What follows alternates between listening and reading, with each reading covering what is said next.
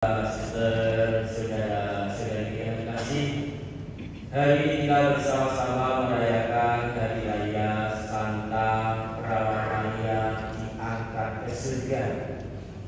Dan ini menjadi tradisi umat Katolikan yang sudah lama sekali. Gereja percaya bahwa Bunda Maria diangkat ke surga jiwa raganya. Dan ini menjadi tanda bahwa Maria mengalami situasi yang sama seperti yang dialami oleh Tuhan Yesus Kristus sendiri.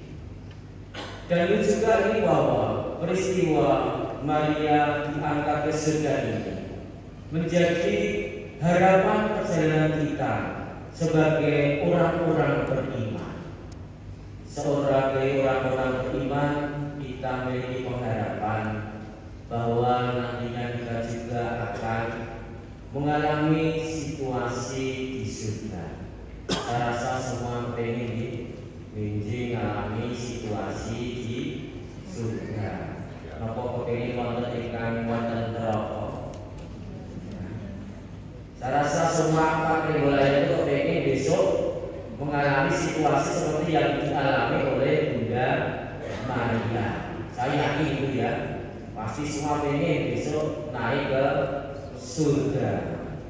Tetapi kalau kita lihat bahwa keinginan kita itu tentu juga harus dibarengi dengan usaha-usaha.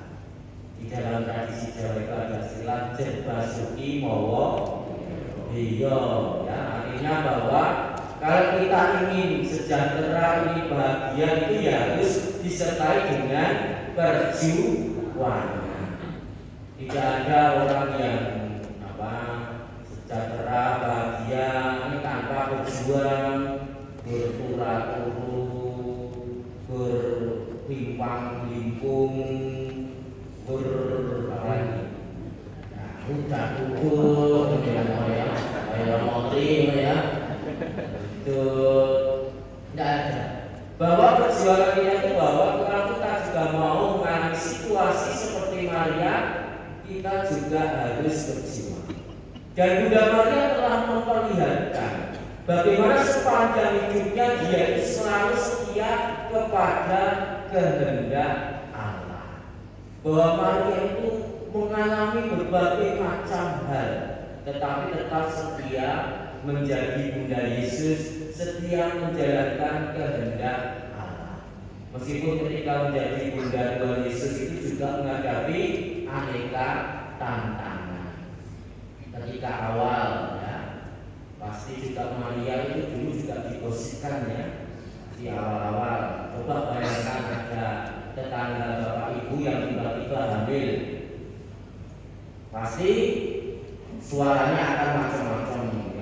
Orang-orangnya gosip ya, oh ya, gosip tetangganya gosip kayak sopo, bapaknya sopo, ojo-ojo anak motri, mungkin ya. Pasti juga Bunda Maria juga mengalami gosip-gosip dari para tetangganya. Nah, itu juga dialami. Kita juga melihat bagaimana Bunda Maria juga harus menemani Tuhan Yesus Kristus ketika mengalami situasi salib. Ya. Bunda Maria setia menemani Tuhan Yesus yang disalib, yang menerima sengsara dan juga mengalami kematian. Nah, tetapi Bunda Maria juga tetap setia menjalankan kehendak. Jadi mengalami situasi surga itu juga harus dibarengi dengan upaya untuk setia pada kehendak. Dan ini tidak mudah. Kadang-kadang kita sebagai manusia lebih setia mengikuti kehendak dan keinginan kita manusiawi. Ya. Kadang-kadang ketika doa lingkungan, awalnya udah enak, jadi orang makanya keberatan. Mungkin kadang-kadang ketika mau tidur lali sembahyang, berdoa saking kesele. Kadang-kadang bahwa yo karena males ketemu orang motri ya namanya gereja. Kadang-kadang kita juga Kadang-kadang kita harus berani untuk mengorbankan kenyamanan kita. Kadang-kadang kita harus berani mengorbankan kesukaan kita. Kadang-kadang kita harus berani mengorbankan ego kita untuk setia kepada kehendak Allah. Dan Bunda Maria sudah memberi teladan kepada kita untuk setia kepada kehendak Allah. Dan yang kedua, kita melihat di dalam bacaan ini tadi bahwa Bunda Maria juga memberikan teladan kepada kita semua untuk selalu memuliakan Tuhan.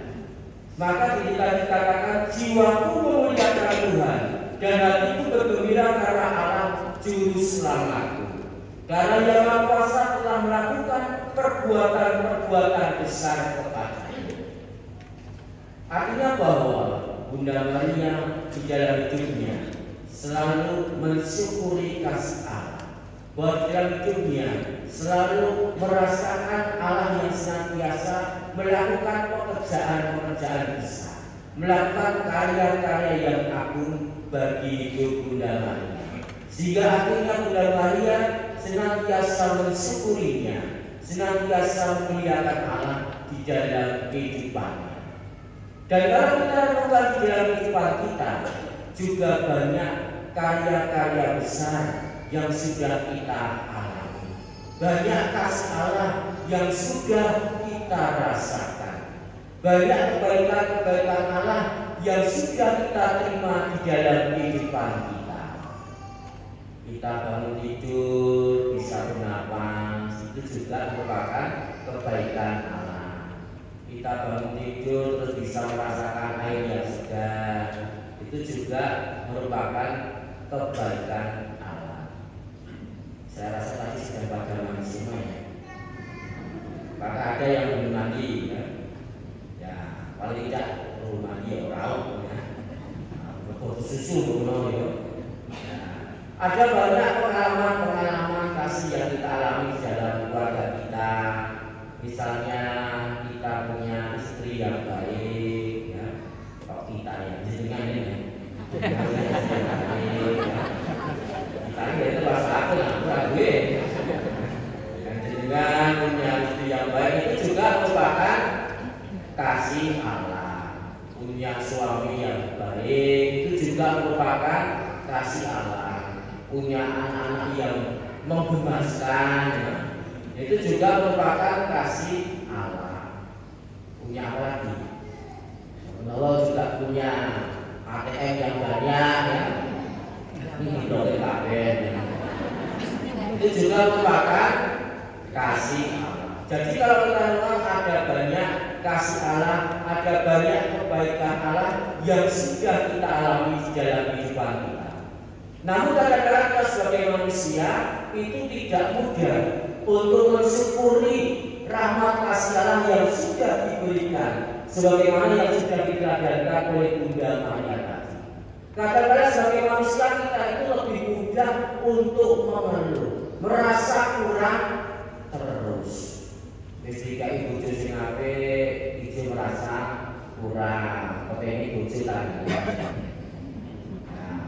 Sudah diberi rezeki yang cukup, merasa tetap masih kurang. Sudah diberi makan setiap hari, merasa masih kurang. Sudah diberi lauk tahu, merasa masih kurang.